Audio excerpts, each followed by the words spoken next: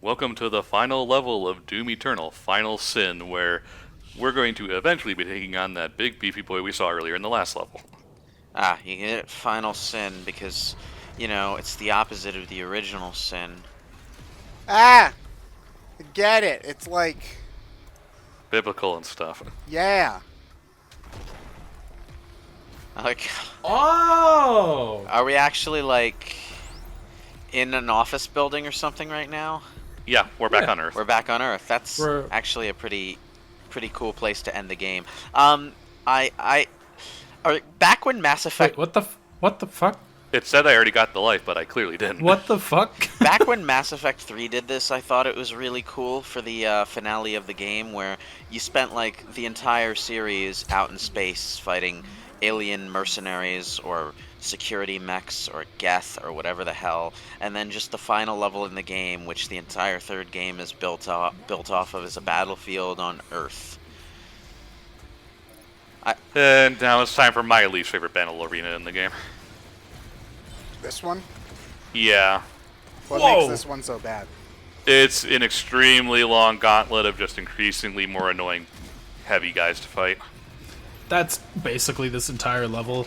Yeah, but... Like 20 to 30 minutes of non-stop demon onslaught. Wow, yeah, and whole it gets really annoying as a result. I didn't expect Mass Effect 3 would pull this off better than this game then. Okay. I actually like it because I think that it's a true test of everything you've learned. But I feel we've already done that, though. This is just a level to be a level. I mean, that's fair. Well, what else could Also, they like- add at this point to make this? I feel what they could have done is maybe brought back like that one boss we fought earlier and make him like a mini boss in his own little arena at the midpoint of the level or something. That would have been cool.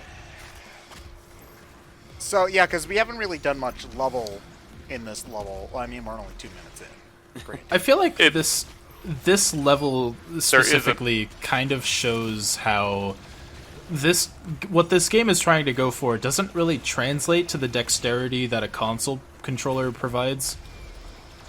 Like, I guess just looking at this, even knowing how you would play this with a controller, it just doesn't have the same experience of having all of the buttons of a keyboard and mouse.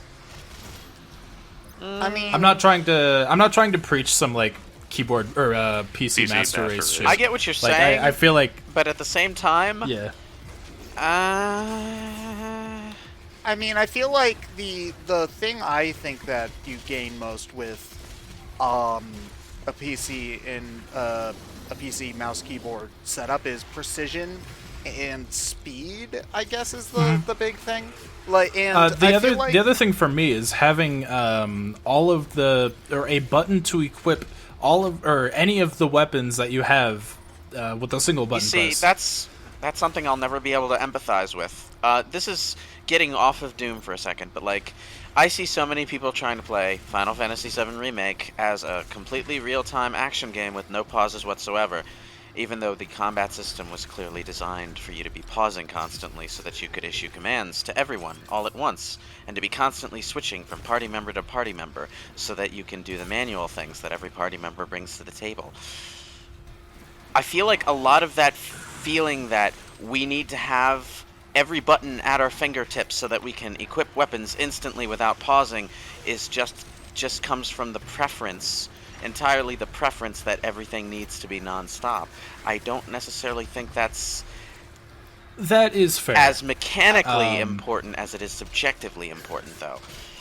well, I feel like you can definitely make that argument for Final Fantasy. I feel like since Well- Doom is an action Well, game first. well, and here's the thing. foremost, That mentality of mine, the reason I got so used to pausing in real time, it wasn't Final Fantasy that got me into it, it was Mass Effect. You see, the tangent loops around to something I was already talking about. In Mass Effect, a lot of people like to use shortcuts, and that's another reason that people prefer the PC version, is because you got more shortcuts, so you can do more actions without bringing up the pause menu. I prefer the console version, though, because the pause menu in the PC version is a bag of dicks.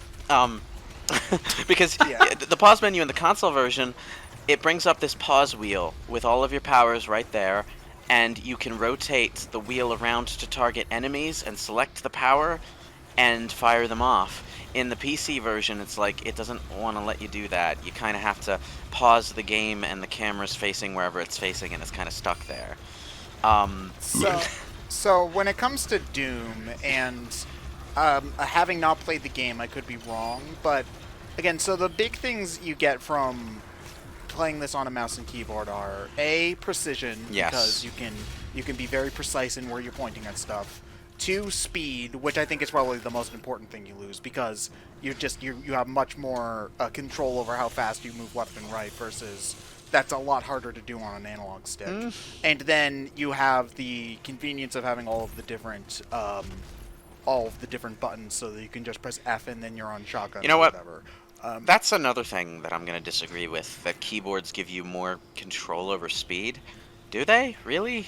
They're 8-directional. Well, the mouse for aiming. The you mouse get for a little bit more- Oh, for it's- aiming, it's- yes. For pointing at things, yes, absolutely. For speed, WASD, I would say probably not. No. No. It sort of does because ultimately, what the games do with control sticks is that if you're going directly from, say, right to left, it is reading you from going right to left, whereas on a PC game going DA, the second the keyboard stops reading D, it stops moving right, and you hold press A, you start moving left. There's no buffer time between the two. It's not a lot of time, but it is enough to be a difference. Yeah, but the only thing that really affects, though, is actually multiplayer. In fact. Yeah, I'm just saying it is technically a difference. So Well, It could also be that I play this game on the hardest difficulty, and those feel things like, probably do matter on the hardest. Yeah, difficulty. I feel like I just wouldn't be able to pull that off with a controller. That unnatural WASD jittering back and forth motion that you can do is a perplexingly well-loved thing about first-person shooter multiplayer for some reason. And Yep.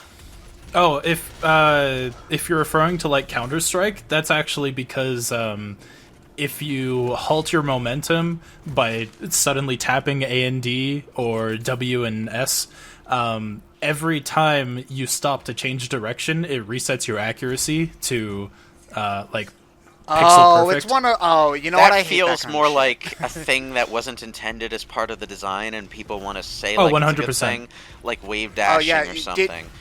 Did Yeah, you I'm not mean trying to Super excuse Smash it. I think Brothers that's actually Melee? Super Jake. But that isn't Well, entirely what I was wave talking dash, about now. wave dashing is weird in that the kind of very base level function of it was intended so you don't clip through the floor. People just found a way to use it for something that was not intended for. So, but anyway, the point that I was trying to make is that because Doom isn't really a game about precision, right? You point at the thing and then it it's for the most part. in this game, yes. In the original, no, it's not really about precision. In this game, yes. I'm would noticing, argue. like I've been noticing in this gameplay that There's a lot of weak points in this game that want you to aim there for. have been a lot of direct aiming for weak points and headshots and stuff that I've been noticing. Okay. Like, it's not all just running around with the super shotgun. It feels like this game definitely was designed more with a mouse in mind than a gamepad. The thing, because the first game definitely and- felt like it was designed to be controller playable. Yeah, like I say that saying or with the mindset of 2016, feeling like it was made with a controller in mind first, and then like keyboard and mouse support was an afterthought, which feels backwards for a Doom game. But you know, it felt more accessible with the controller. I'm not sure. With this game, maybe it's just because I'm a filthy PC gamer. But I wouldn't say it just feels like I'm strangling my controller trying to micromanage all of my stuff with this game. I wouldn't say it feels backwards for a Doom game to be controller focused rather than mouse focused. I mean, I know the game was primarily a PC game at the time of its inception, but it was also a PC game back in the days before we even really knew how Oh, PC yeah. shooters would evolve. So Um, it wasn't really. Like Doom, the original Doom did technically have mouse and keyboard support the way that we know it today, but That's not how the wasn't. game works. So. It wasn't. The- It wasn't recommended. The advantage that you gained by playing the game on PC was the same advantage you gained by playing Wolfenstein 3D on PC. You could move with the mouse, and you could move hella fast by doing it.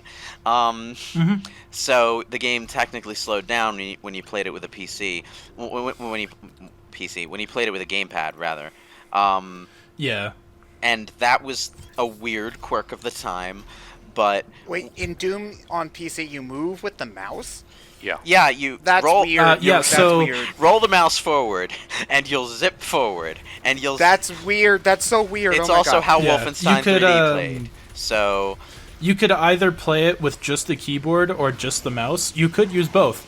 But because PC FPSs were stupid new, they're still trying to figure it out. And a lot of people didn't, grasp the idea of using a keyboard and a mouse at the same time because people were used to game controllers, and game controllers have buttons on them. WASD plus mouse control didn't come about until much later.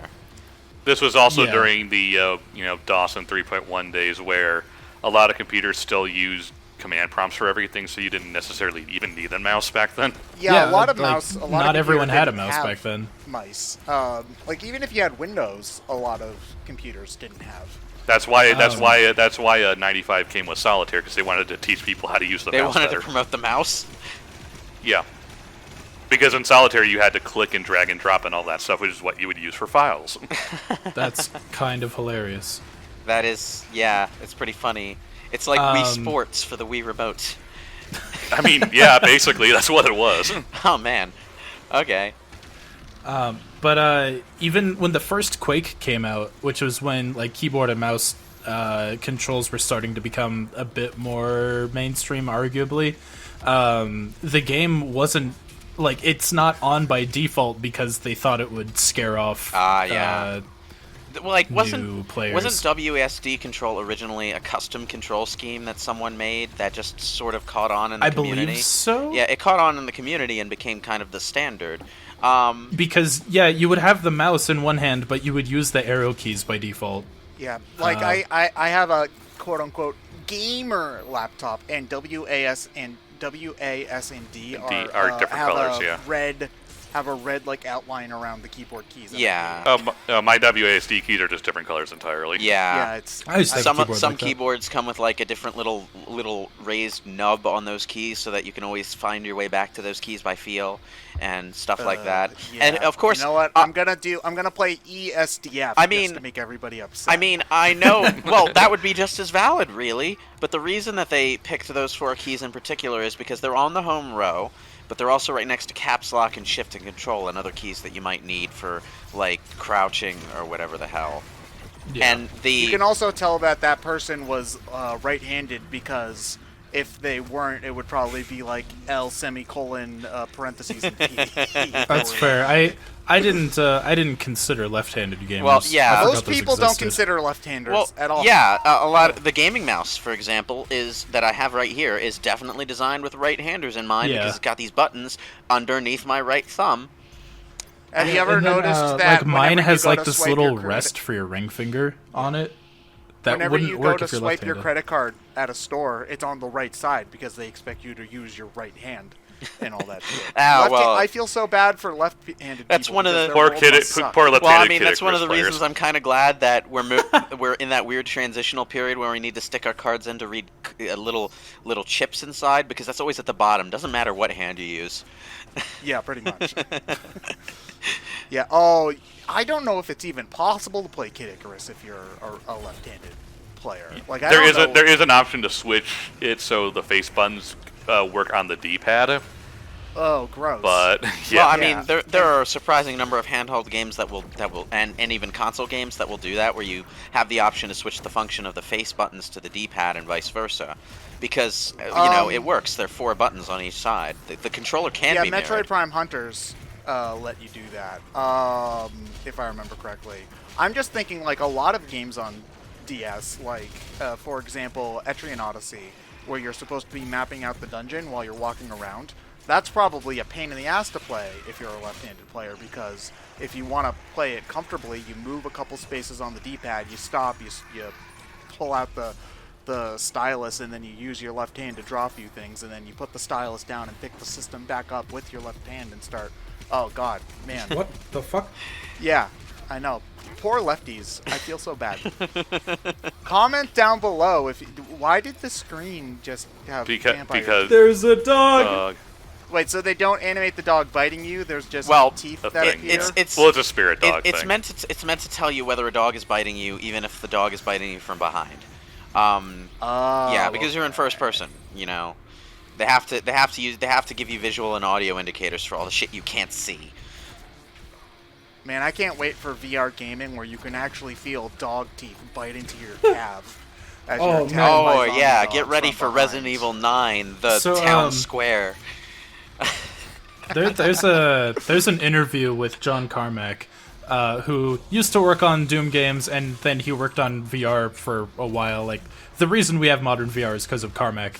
And he said that he had a prototype, like a suit, that had these like hockey puck sort of things that would go onto your body, and if you got shot in the game that you were playing, it would like smack against your body really fucking hard. Yeah, that's not a. And they ended up not going with it because everyone that tested it got bruised. Yeah, I was about to say that's. Oh, I wonder why anybody would think that's a bad idea. I mean, a similar concept could work if they used like vibration technology, like in a DualShock controller for different parts of the suit. That would work. It would be like a massage, but it wouldn't really give the same effect. But it would at least give you some kind of haptic feedback, you know.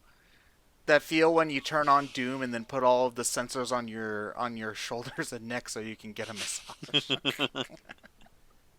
We'll see you all in the next part.